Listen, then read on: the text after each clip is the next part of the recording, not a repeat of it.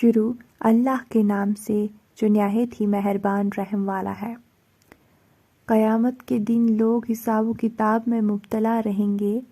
صدقہ دینے والے اپنے صدقے کے سائے میں ہوں گے۔ اپنی زبان کو اللہ کے ذکر سے تر رکھا کرو۔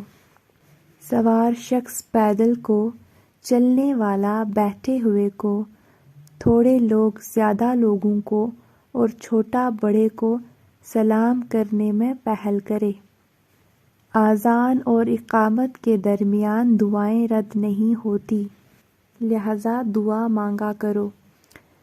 اپنے شر سے دوسروں کو محفوظ رکھیں، یہ بھی ایک قسم کا صدقہ ہے۔